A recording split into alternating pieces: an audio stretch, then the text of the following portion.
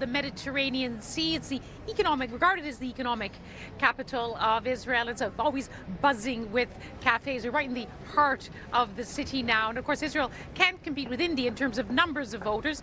There's no 900 million here. There's almost 7 million cafes. We're right in the heart for Israel's future and Israel's place in the region and beyond. Will Benjamin Netanyahu get an historic fifth term as Prime Minister? We're joined here for some analysis by the Middle East commentator. Tom, every time I come to Israeli elections, they say they're too close to call, but this one seems particularly so. No, it really is. Both the main parties together are projected to get no more than about half the Knesset, the parliamentary mandates, and 11 other parties are expected to cross the threshold. So election coalition building will be the name of the name of the day. So even if, for example, Netanyahu's party is 1 or 2 seats behind the centrist opposition, led by Benny Gantz, Netanyahu may still be able to form the government because he may have a better opportunity to entice smaller parties into a coalition.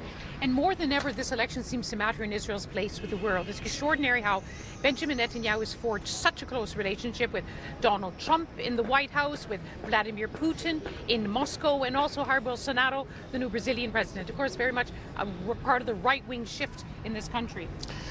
That's right. I think that even people who detest Netanyahu, and many people in Israel do, recognize that his diplomatic achievements are great, not just with the leaders you mentioned, but particularly with the Arab world. He went to Amman and he was welcomed by the Sultan. It was broadcast live on Omani TV. Israel has no diplomatic relations with Amman.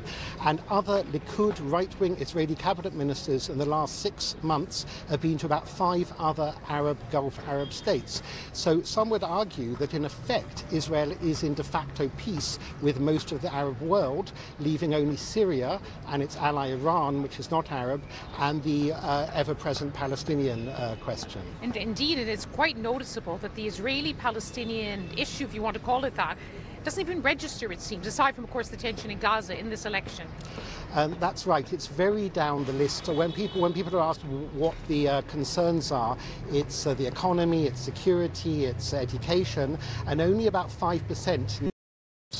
I don't think that's because people don't care about peace. It's because nothing much is happening or has happened. You've had the same leader of the Palestinian Authority, Mahmoud Abbas. He's now in his 15th year of a 4-year term.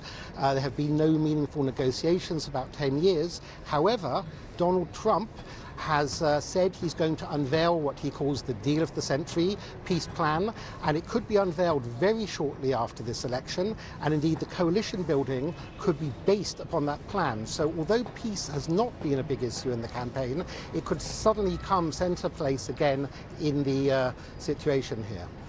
Lots to play for. Tom Gross, thank you very much for joining us here on a sunny day in Tel Aviv. So there's a lot here at stake in these elections, a lot of history in this poll, but also about Israel's future.